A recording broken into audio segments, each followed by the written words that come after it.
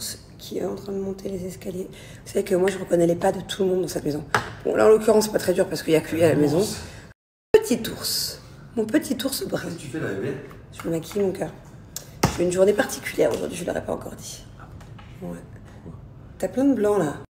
Qu'est-ce que t'as fait? T'as bu du lait? Ça, je me suis dit. Je crois que c'était une moustache blanche. Moi aussi. Aussi. Ça se teint, une moustache, bébé. Ah oui. Ouais, allez, vas-y, je te crois pas. Bah oui. Ah ouais? Mais c'est long. Pourquoi c'est long? Je le coiffeur 1 heure, quelle flemme. Ah bah bébé, faut attendre pour être beau. T'es très beau. Je suis pas beau alors? Si t'es très... C'est bizarre ça. Non, je voulais pas dire ça. Non, c'est très beau, mais là, ça commence à faire un peu de George Clooney. Hein. 35 ans, Georges Clooney, il a 60, je suis beau.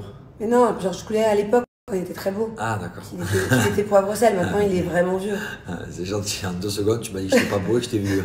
Mais bébé, t'es trop beau. On est max. Bébé, je voulais pas dire ça. Je l'ai mal pris pour rien. Mais j'aimerais bien te voir une fois que... Comment... Allez, vous ça.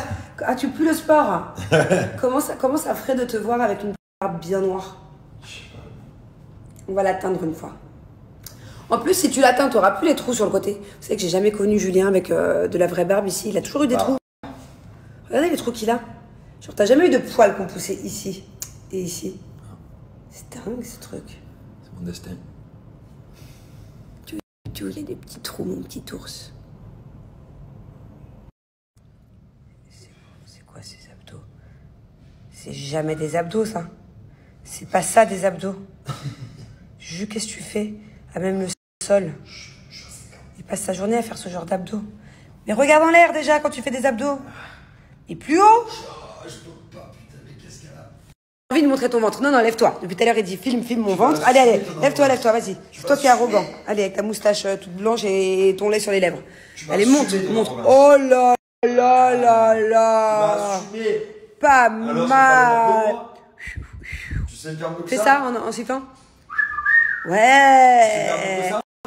Pas mal. Il est beau gosse. Dites-lui qu'il est beau. Alors, je ne sais pas de quelle rumeur tu parles et de quelle rupture tu parles. En tout cas, sache que venant de ma bouche, quand il y a eu des moments où ça n'allait pas avec Julien, comme quand on a fait une psychothérapie de couple, ou qu'on l'a assumé dans la famille, ou que j'étais vraiment sur le point de divorcer, mais plus, on n'est pas passé loin.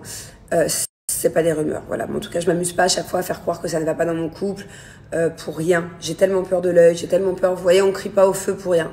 Donc moi, je dis pas, je vais pas dire que mon couple ça va pas, si ça va. Je vais pas dire que, en fait, il y a plein de trucs que je ne fais pas. Moi, je mentirai jamais sur les ruptures, sur les maladies, sur la négativité, voilà, je ne mens pas sur la négativité ou sur des problèmes. Parce qu'en fait, si tu mens là-dessus, bah, le karma il peut se retourner contre toi et au final, tu peux avoir le problème. Donc moi, c'est vraiment pas mon genre de faire de fausses rumeurs pour ce genre de trucs, quoi. Donc si en tout cas, tu as vu de notre part que des fois dans notre couple, ça n'allait pas, c'est que c'était vrai. Mais heureusement, Dieu merci, je touche du bois, on n'a pas été justement jusqu'à la rupture et on a bien fait bah, de se battre et de sauver notre mariage.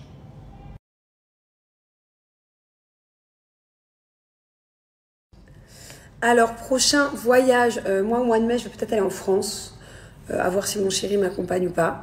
Et après, prochain voyage, bah, ça sera cet été en France avec les enfants. Je pense pas qu'on va repartir d'ici là. En tout cas, ce n'est pas d'actualité. Et voilà, on va passer l'été en France un peu comme d'hab. On va faire des petits voyages par-ci par-là. On va faire des petits trucs un peu cool avec les copains aussi.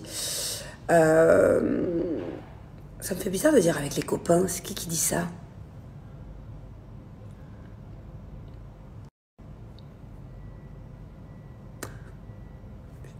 Ça me rappelle quelqu'un. Bref, avec les potes, quoi. Et la famille et tout, ça sera trop bien. Bon, allez, let's go. Aujourd'hui, je vais faire quelque chose d'assez spécial. Je suis émue. Je vous explique. Je vais l'expliquer en même temps à Angelina pendant que je vous l'expliquerai à vous, voilà, parce que même elle sait pas où on va. D'habitude, elle rentre de l'école, elle fait la sieste et... Ah merde, je l'avais oublié celui-là.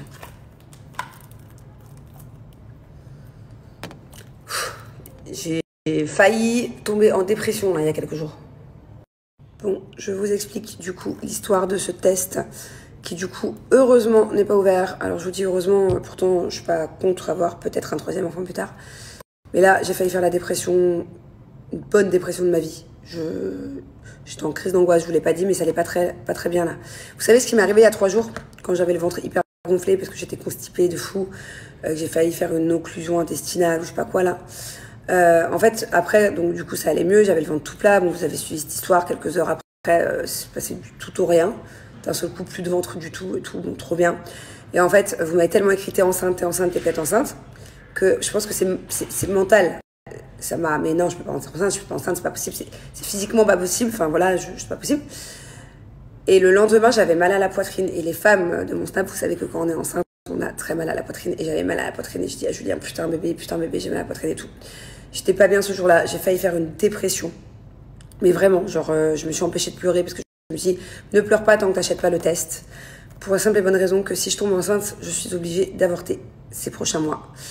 Parce que je prends Roaccutane, voilà. Et que Roaccutane, ça crée 30% de chances en plus de malformations très grave au niveau du visage, au niveau du corps, au niveau des organes chez les fœtus, et que tu peux pas garder un enfant en fait si tu tombes enceinte sous Roaccutane. C'est d'ailleurs pour ça que tu es obligé de faire des analyses tous les mois, des prises de sang. C'est un traitement qui est très suivi.